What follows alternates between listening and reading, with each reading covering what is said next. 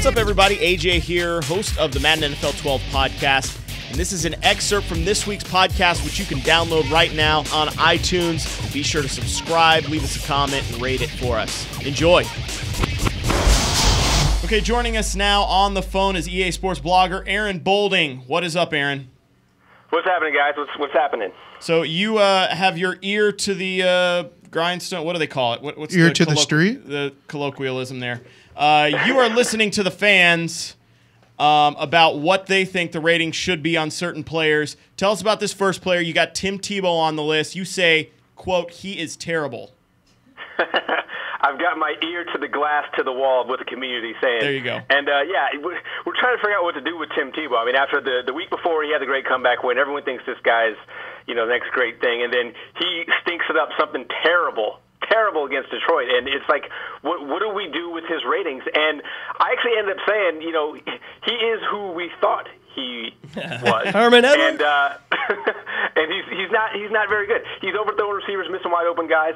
And here's the thing that really disturbed me the most is that his carelessness with the ball in his hands, that's unforgivable. I mean, there was one play where he fumbled. They actually recovered the fumble, the Broncos did. He fumbled on a play fake on the same play that he's run at Florida a million times. I'm like, that's unforgivable. So I think we need to dock a few of his individual rating points. Maybe his carry rating needs to come down, which is really high. It's an 87. That's got to come down because he's really careless with the ball. But really, I mean, he's not very good. I say we keep him where he is. Continue to have him be as bad as he is. I know 75, 76, that's kind of middling, but I'd leave him exactly where he is. He's not improving. But this week we actually put the hammer to Tebow. We docked him 5 points. He's at 71, which I think is the lowest starting quarterback overall in the game right now. You're actually spot on about the carry rating. We knocked it, I believe, down a few points. Probably didn't do it enough based on that last game. So we probably should have overreacted reacted a little bit more to that. But you're right. I mean, it's funny when we actually put him up. When we increased him last week, we were decreasing his accuracy rating. So he was already sort of not showing well in his good game with his accuracy, and we even dumped it even further this week. So I think you can still get by with Tebow in Madden 12, running the ball, maybe doing some real short passes to the tight ends, but it's going to be a challenge throwing the ball deep. Let's be honest here. You're going to have a tough time winning a game online with the Broncos if you got Tebow out there. No, you just got to run a 2-quarterback package. Well, it's going to be predictable. They're going to know when you're throwing. But beat them with the run, wear down their guys, get some guys. Throw Orton in on 3rd and 10. Throw Orton in on 3rd and 10 and chuck it. All right, the next thing on your list, you have San Francisco's defense and offensive line. You say they are either underrated or undercelebrated.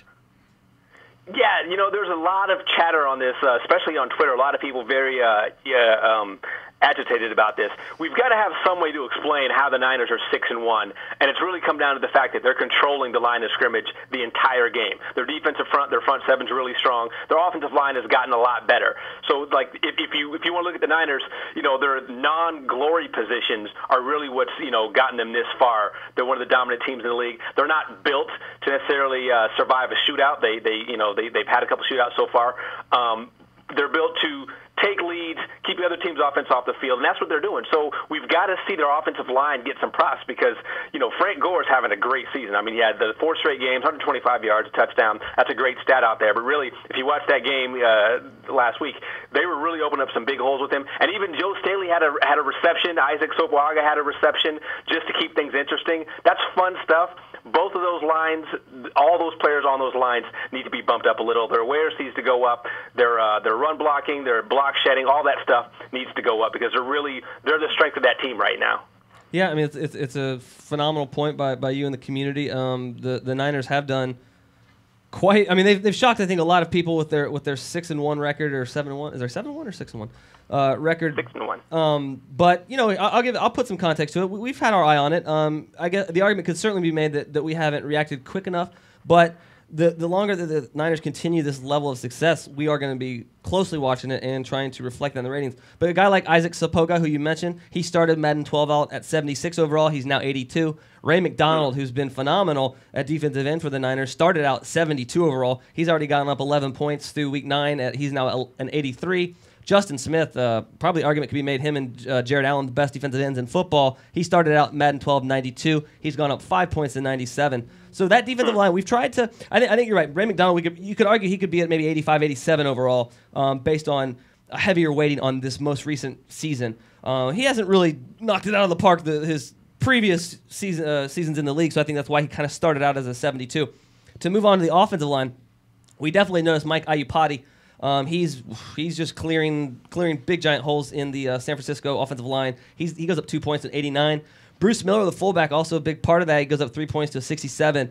For the other guys, they're probably a little bit on the under-celebrated side, especially on the right side of the line with Anthony Davis and Snyder at 74, 73 overall.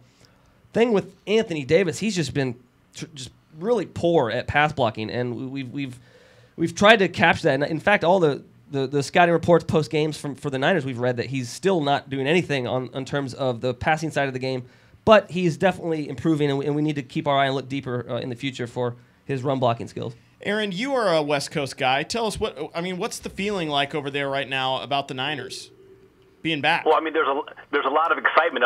The main sentiment is we're seeing plays, you're seeing an energy, you're seeing an excitement around the team that everybody agrees was not there when Mike Singletary was coach. Everyone's putting on Harbaugh. They're saying, this is the guy we needed, this is the difference. They pretty much have the same team. You know what I mean? A lot of the same guys. You know, they added Braylon Edwards, but nobody's kidding themselves, right? Difference this season, they're saying that they're energized and they're excited to play for Harbaugh. He's the entire difference. And I think, there's no arguing against that. I mean, one of the things we look at with Frank Gore, he's always been really good. He's one of the top backs in the league. Again, he's putting in the work this year, but really he's only gotten a little bit better. He's doing what he does. It's everyone around him has gotten better, and they're making his talent more effective. So in other words, they're winning games because they're letting Frank Gore carry them to those victories, as opposed to doing things that undermine his skill. Let's be real here, though, right? I don't think anyone in San Francisco is comparing Joe Montana and Alex Smith. I don't think they're making any Michael Crabtree to Jerry Rice comparisons, right? I think Frank Gore, Roger Craig might be apt, but I think just like you said, they're getting it done in a real quiet, under the radar way. It's not. I don't think anyone's thinking this is a dynasty that's going to win the next 4 Super Bowls, but I think they can do serious damage in a weak NFC West division. The Niners are looking like they're on cruise control for a first-round bye. Yeah, and it's formation to me for the Niners. I watched the game, obviously, against the Browns.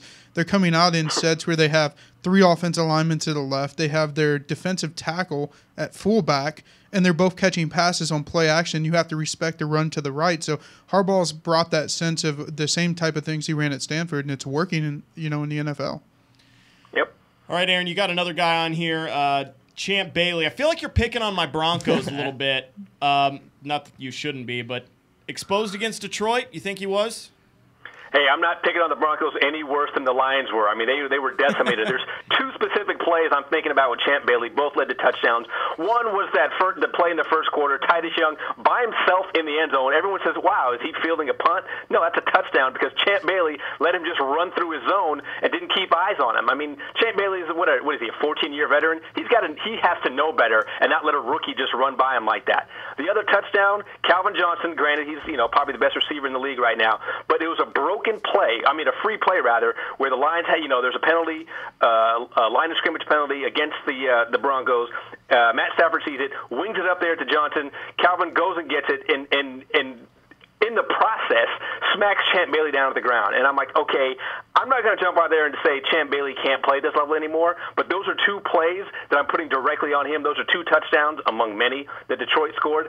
He can't be as dangerous a cornerback in Madden NFL 12 anymore. He just isn't. He can't be a guy who locks down the side of the field where you're afraid to throw in his direction, even to your best guy. He's not that guy anymore, and his ratings have to reflect that. I don't know how you do it, Donnie, but that has to change. He shut down Brandon Marshall. He shut down Vincent Jackson, the weeks before. So we actually had Bailey trending up. He was actually playing as one of the better corners in the league. Now, you're absolutely dead right about what happened this weekend. We didn't give enough criticism and fault to Champ Bailey on those broken plays. We need to hit his awareness and probably his play rec a little bit. He did not receive a decrease this week, so this one was actually a great little gem unearthed by yourself and the community, and we will probably look to real close at Champ this weekend. If he doesn't really play, all the way like we expect him to, he's going to be going down. But isn't Champ one of those guys, and I might sound like a homer here, but isn't he one of those guys that you kind of give the benefit of the doubt because of what they've accomplished? You do, but he's at 98. You know what I mean? Yeah, Like exactly. a guy that's at 98, he needs to be Darrelle Revis every week. And to Champ Bailey's credit, early in the season, he was locking down some of the best receivers in the league. So Sure. we saw that, and I think to our discredit, we didn't catch and we didn't put enough weight on Calvin Johnson and the Lions just really making Champ look old. And it might be one of those deals where their defense is just on the field too much against Detroit. Also, you got Drew Brees here. Dr. Jekyll and Mr. Hyde is what you're calling him, right? Or basically? Yeah, I can't. Just like everyone else, we can't figure out what's up with Drew Brees. I mean, he didn't have an awful game against the Rams, but a loss is a loss, and especially coming after that beatdown the week before where he could do no wrong. It's like, you know, if you watch that Rams game, yes, the Saints fell behind early, but you had that feeling, okay, they'll just come back in the second half, and they were, and Brees was getting done, and all of a sudden it just falls apart on him. Like that last interception he threw, the pick six he threw, that's uncharacteristic of that team this year. I mean, we've seen Brees do things like that in years past, where he just gets trigger happy and just starts flinging it, and guys start coming up with interceptions.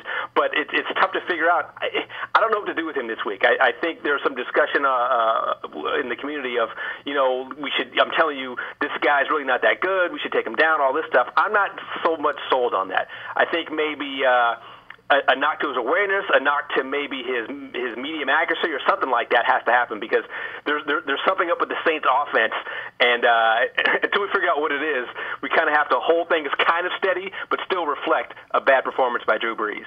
You know, that, again, yeah, we have Drew Brees going down 1 point this week. I think argument could be made. It could be 2 or 3 points after just a really poor performance at St. Louis, and he's sort of done this every other week now. So it's at Tampa. Indy, he was great, like you said. At Tampa Bay, he stunk. At Carolina, great. At Jacksonville, stunk. So something is going on there. We've lowered him 1 point. I don't know. I don't know if it's his the fact that he isn't using Jimmy Graham quite as much as he was earlier in the season. I don't know if it's the fact that Mark Ingram was out. It could be a couple things, but we're definitely going to be taking a look at that consistency trait and making, maybe questioning whether Drew should have a high-level consistency rating. So, Donnie, what do you think we see this weekend against Tampa Bay? Unfortunately, as a Bucs fan, and I'm going to be probably sharing this in a second with our picks, I'll be going with the Saints. This is a revenge game. They lost to Tampa 2 weeks ago, and Drew looked bad. He's coming off a bad game at St. Louis. This game's at home.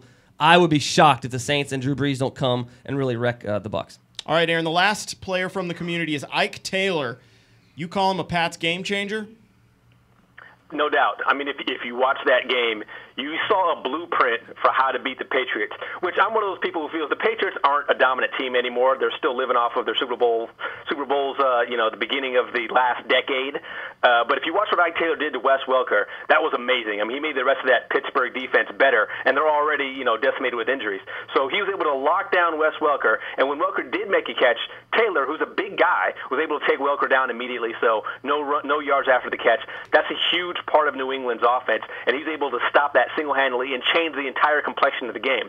I mean, you saw Tom Brady. He was under a lot of pressure, but he's extremely uncomfortable because with the security blanket Wes Welker covered, and knowing he's going to be tackled if he catches the ball, and the linebackers from Pittsburgh covering the middle of the field to keep those tight ends occupied, Brady didn't know what to do, and I think that's significant because these are two teams that know each other very well. They see each other in the playoffs all the time. They know each other well.